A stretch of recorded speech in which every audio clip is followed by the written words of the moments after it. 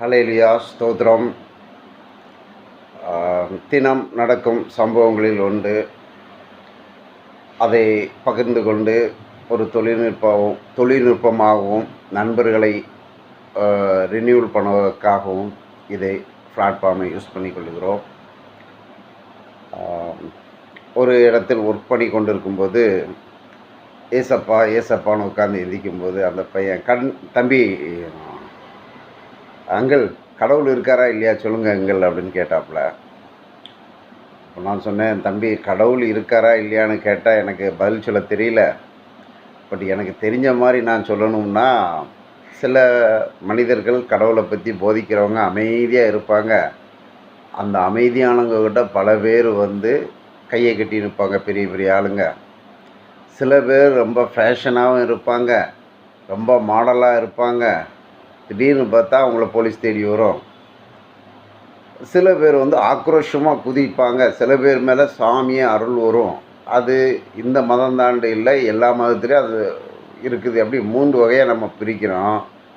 But என்னை பொறுத்தளவு நான் என்ன சொல்லுவேன்னா, எனக்குள்ள ஒரு விசுவாசம், ஒரு பாசமான ஒரு மகனோ மகளோ, ஒரு 6 வயசு குழந்த சாயந்தரம் 6 மணி ஆச்சுன்னா தன்னுடைய அப்பா ஸ்வீட் வாங்கிட்டு வருவார், ஒர்க்கு முடிஞ்சு, இல்லை மிக்சர் வாங்கிட்டு வருவாருன்னா அந்த 6 மணி ஆச்சுன்னா எங்கள் அப்பா வருவார்னு காத்திருப்பாங்க பாரு.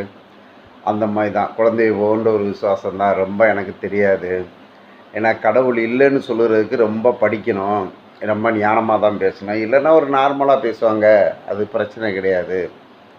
உதாரணத்துக்கு என்ன ஒருத்தர் சொன்னார், நம்ம மூளை தான் கடவுளுன்னாரு. அவர் ஒரு ஆடிட்டரு.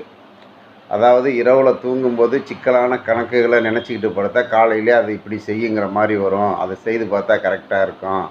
அதனால் எனக்கு மூளை தான் கடவுள்னார். இன்னொருத்தர் சொன்னார், ஒரு காஞ்ச இடத்துல 4 குப்பைகளை போட்டு தண்ணி ஊற்றி ஊற வச்சிட்டோம்னா ஒரு 2-3 நாளைக்கு கீழே பார்த்தீங்கன்னா அதில் புழு உற்பத்தி ஆகிடும். அந்த புழுவை போய் தொட்டாலும் அது தன்னை தப்பிச்சு கொள்றதுக்காக ஓடும். அப்போ அந்த புழுவை உருவாக்குனதே நான் தான். நான் தண்ணி ஊற்றி குப்பையை சேர்க்கலைன்னா அங்கே புழுவே உருவாகிருக்காது. அதனால் அதை படைச்சது நான். அதனால் நான் தான் கடவுள் அப்படிம்பாங்க. சில பேர் நானே கடவுளும்பாங்க. அது நம்ம அந்த அடுத்த பாட்டுக்கு போக வேண்டாம். பட் எனக்கு பொறுத்தளவு ஒன்று சொல்லிட்டேன், கடவுள் ஒரு விசுவாசம், குழந்தை போன்ற ஒரு விசுவாசம். அவர் நல்லவரா கெட்டவரா யார் அதுன்னு தெரியும், கடவுள்னு ஒருத்தர் இருக்காருங்கிற ஒரு விசுவாசத்தை நான் போயிட்டுருக்கிறேன். அதுக்கு அடுத்தாப்பில் சொல்ல போனோம்னா, நான் கடை வச்சுருந்த ஏரியாவில் கோவில் மரம் இருக்கும், தென்னை மரம். அது ஒரு நல்ல போக்குவரத்தான ரோடு. அந்த மரம் பராமரிப்பு இல்லாமல் ரோட்டு ஓரமாக அந்த காய்கள் விழுகிற மாதிரி இருக்கும். மேலேருந்து தேங்காய் மட்டை அந்த கூந்தல் எல்லாம் கீழே விழும். ஜனங்க போகும்போது ஒன்று கேரியில் விழும், இல்லைன்னா ஹேண்ட்பாரில் விழும், இல்லைன்னா எதுலேயாவது விழும். ஆனால் ஆள் மேலே மட்டும் விழவே விழாது.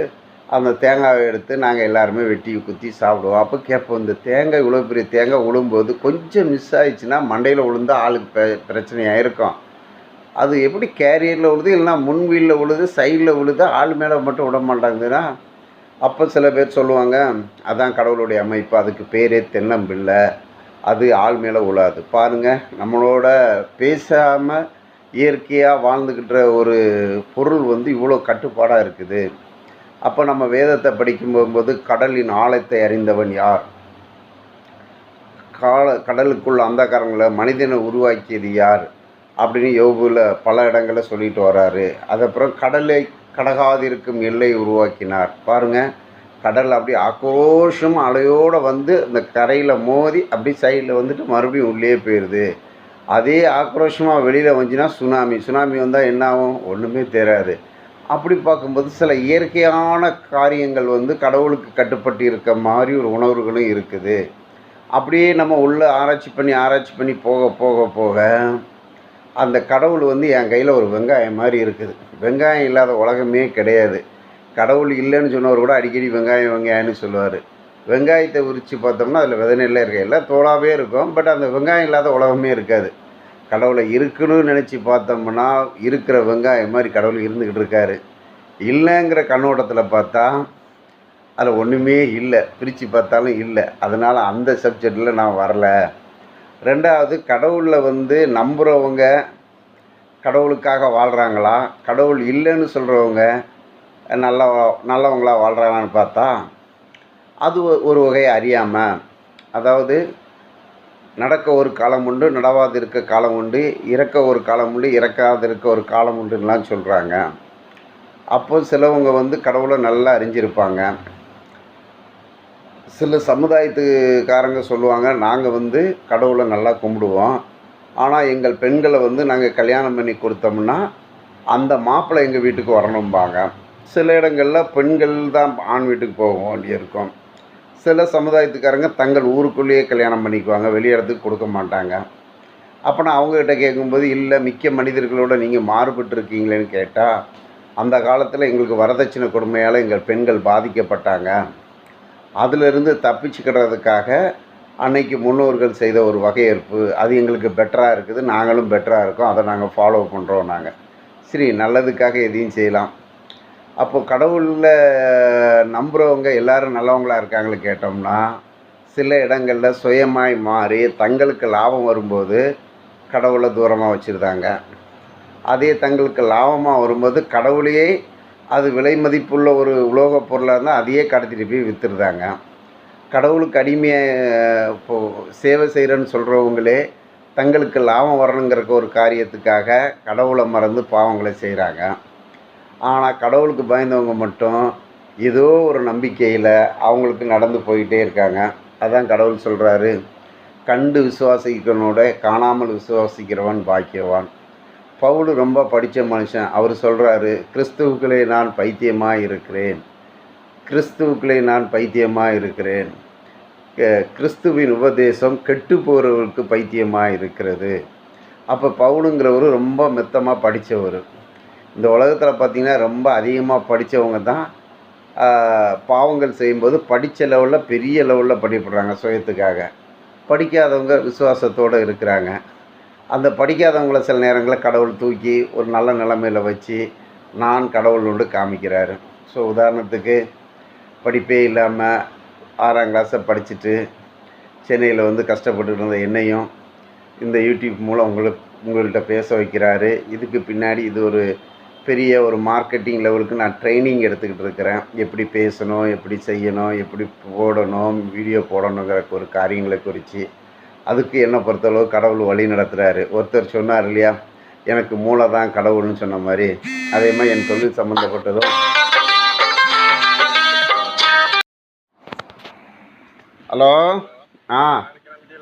இதான் கிளம்பிக்கிட்டே இருக்கேன். நீ வேலை கிளம்பிட்டியா? சரி சரி. நான் வந்த உடனே உனக்கு ஃபோன் பண்ணலாம். நாங்கள் 6:30 வந்துட்டேன்னு நினைக்கிறேன். ஆமாம் ஆமாம் ஆமாம். சரி, அப்புறம் பேசுகிறேன். ஓகே.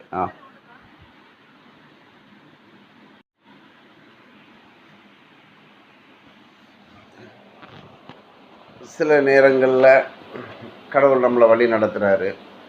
அப்போ இந்த தொழில் சம்மந்தமாக யார்கிட்டையாவது கேட்கும்போது சில இதை சொல்லித்தர மாட்டாங்க. சில இது யார்கிட்ட போய் கேட்குறதுன்னு யோசனை பண்ணியிருக்கும்போது நாமளாக ஐடியா மட்டும் நல்லா தூங்கிக்கிட்டு இருப்போம். திடீர்னு பார்த்தா நம்ம மனசுலையும் கனவுகளில் ஓடும். காலையிலே போய் செய்து பார்த்தா கரெக்டாக இருக்கும். அப்போ எனக்குள்ளே சிரிச்சுக்கூடாது, அவருக்கு மூளை கடவுளாக இருக்கார், நம்மளுக்கு மூளைக்குள்ளே வந்து கடவுள் சொல்கிறாரு. நம்மளும் கடவுளை கண்ணால் பார்த்ததில்லை, ஆனால் கடவுள் நம்மளுக்கு ரட்சிப்பை தராரு. நான் விசுவாசத்தோட வெங்காயம் மாதிரி பார்க்குறேன், அது பொருளாக இருக்குது, அதை நான் சாப்பிட்றேன், எனக்கு கடவுளாக இருக்கார். இதுக்கு மேலே விளக்கமாக சொல்கிறதுக்கு எனக்கு தெரியலப்பா. இதுக்குன்னு வேதங்கள் படித்தவங்க முன்னோர்கள் வந்து ரொம்ப தெளிவாக சொல்லுவாங்க. அவங்கக்கிட்ட கேட்டு தெரிஞ்சுக்காக தம்பி என்ன. சரி அங்கள் போதும் அப்படின்னாரு. இன்றைய செய்தி இதுதான்.